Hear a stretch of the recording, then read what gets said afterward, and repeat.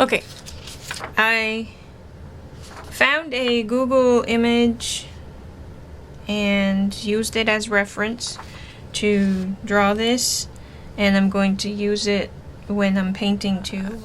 I am going to transfer this drawing to my canvas using a carbon copy paper.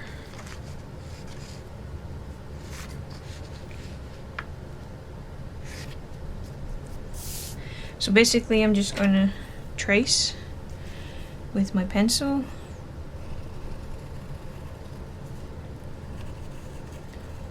And the image should be there.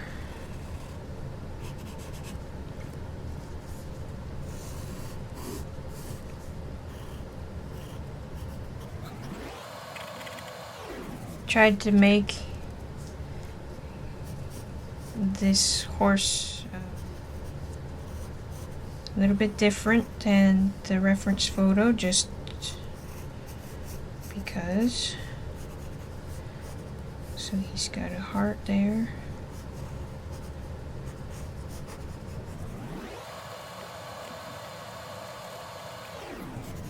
So this is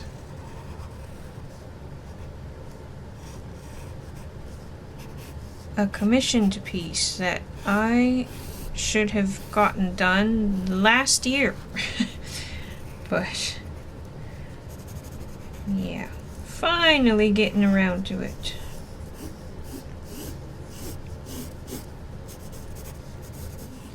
It's already paid, and so I feel extra bad for making her wait so long.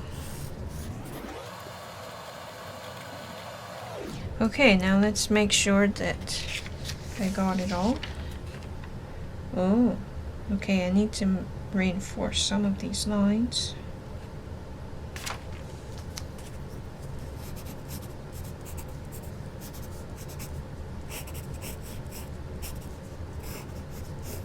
I should have taken a picture of the drawing before I used it for this tracing, but oh well.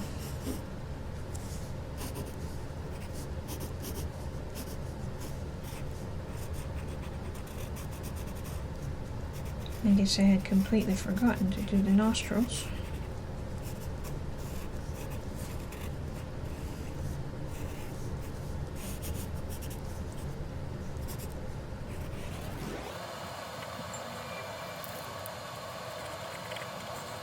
I think I need to start using a new sheet pretty soon of the carbon paper.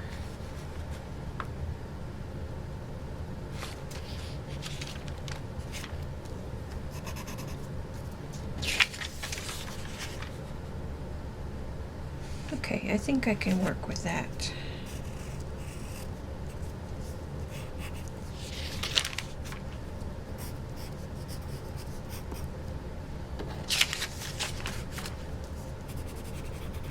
She says as she works some more.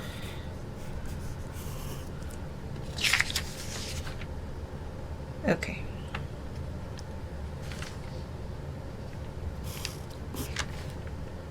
Yeah. Okay.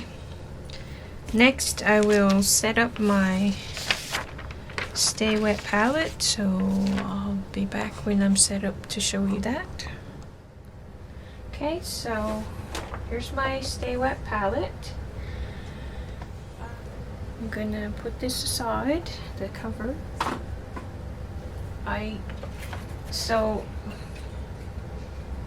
Yeah, okay. Oh, just a little bit. Hopefully that's just paint, because I used this sponge before. Yeah, okay. I think it's good enough to use. It comes in one big sheet, but Franklin had the brilliant idea to cut them up to make it easier to do the step that I'm about to show you. Okay, and there's this, which I will show you next. So this is the sheet. This is the palette itself, palette paper type thing. So if you decide to get this, and I highly recommend it. I don't know what I ever did before I got it. I am so spoiled. But anyway, yeah, if you get this, just follow the instructions. But I will, because it comes with an instruction sheet. See? Right there. And this works. This tells you how to do the sponge and everything too. Yeah, I'm just going to show you briefly. So I'm going to take one sheet out and take you upstairs with me, and I'll be back. Okay, so you want to make your water as hot as possible. I don't think it's necessary to, I mean, it works for me to not boil the water and put it in, but I suppose it would be okay to do that. But anyway, yeah, you just want to make it run so that it's as hot as you can get it.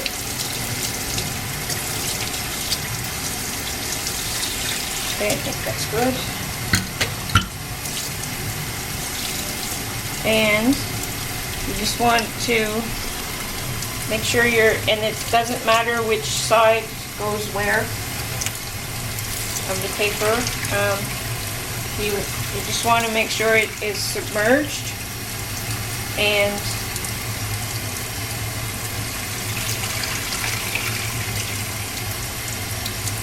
I put more water because the more water there is, the longer the heat lasts.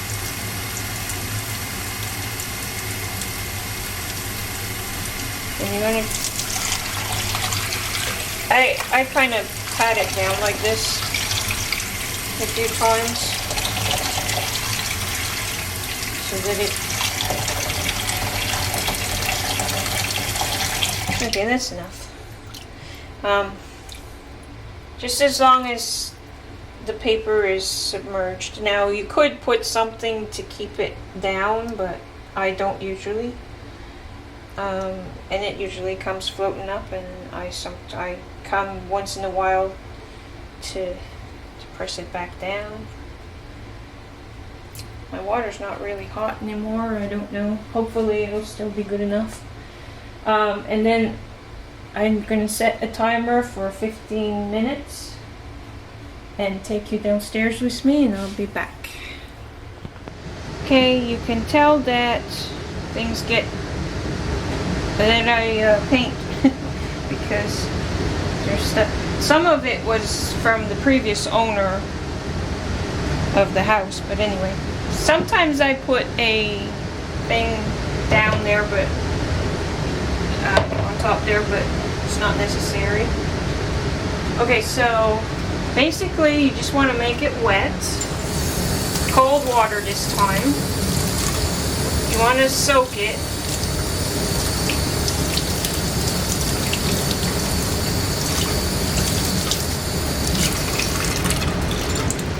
And then you want to squeeze as much of it out as you can without wringing it.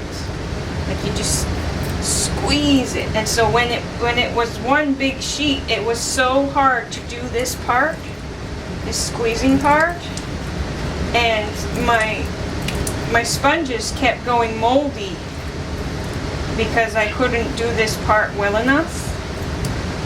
And you want to squeeze as much of it out as you can, and you repeat 3 or 4 times,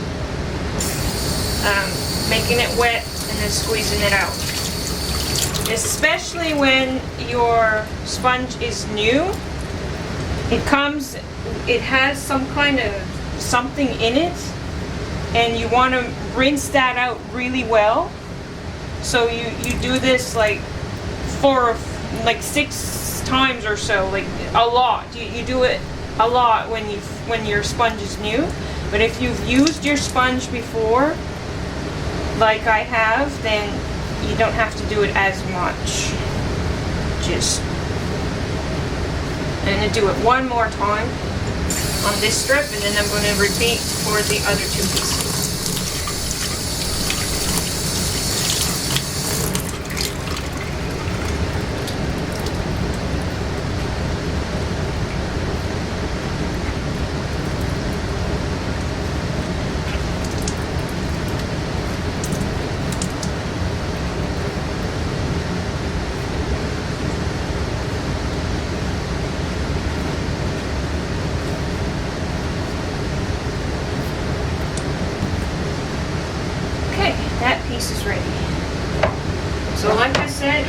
repeat that for each piece, and then just put it in there.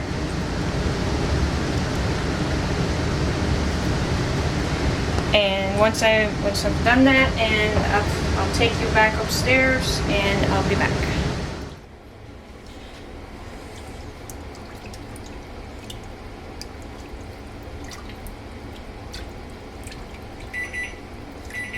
Okay, so hold on. It's okay if you go over time, but you need it to soak for at least 15 minutes. It can stay in here as long as you want, though.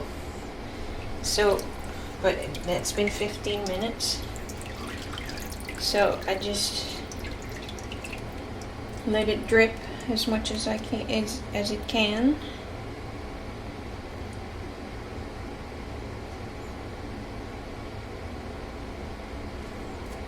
And then I put it over top of the sponge, and like I said before, it doesn't matter which side you use. Done with the water. Take a piece of paper towel and wipe away the excess water on the top.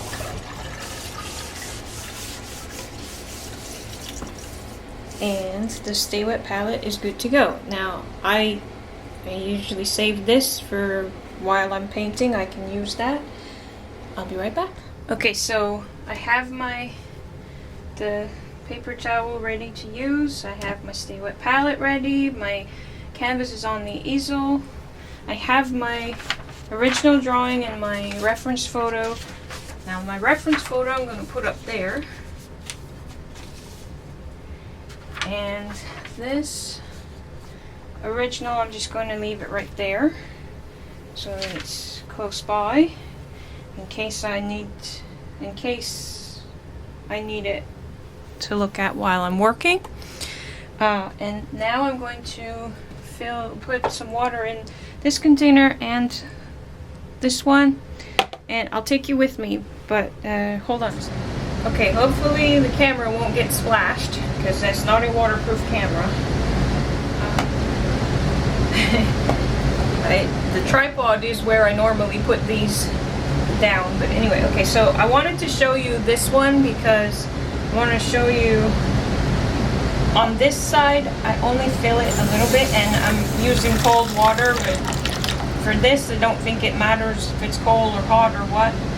But anyway, so I only fill it just a little bit past the ridges, and on this side I fill it as high up as there, as high up as it'll go without overflowing like that. And actually there's a little bit more water than I usually put in on that side, but it's okay, it's good enough. And then the other one,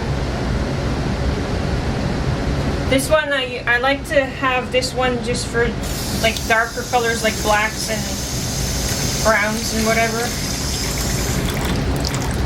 and for the bigger brush in case I use it. And so yeah, it doesn't really matter how much I put in there. Okay, I'll be right back. Okay, I got Lumix, my little camera ready just for different stages of my painting. I have some water in my spray bottle just in case I need that. And from here I just get started painting. So there you go. I think I'm going to start with the background. I usually do. I usually like to fill in the background before the main image. So for that I'm going to need some white. I was thinking, okay, so yeah, okay, I'm going to do it a little bit different than what's up there, but anyway, I'm going to use some white.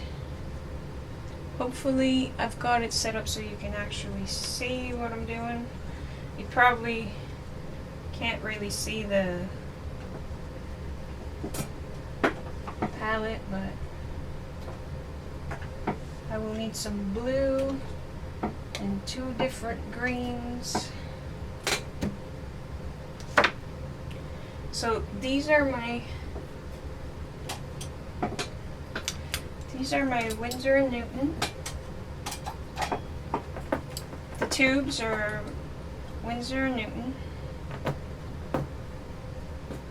I guess that's a tube too, probably, sort of. What's up, my girl? They always get stuck, so I have to use pliers to get these open. And I rarely judge the amount I need correctly.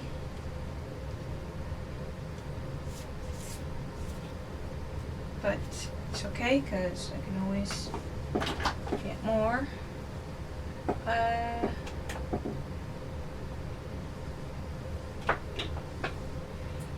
So this is Liquitex Basics, and it's getting old, and it probably is not in good shape, but I'm going to use it anyway. If it'll come out. It doesn't want to come out.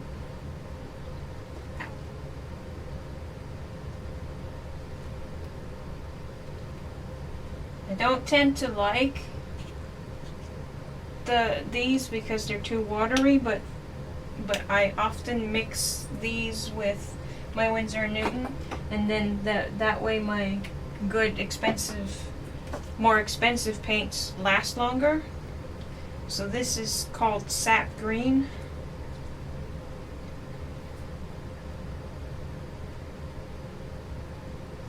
And I'm going to get some of that out. That's probably enough.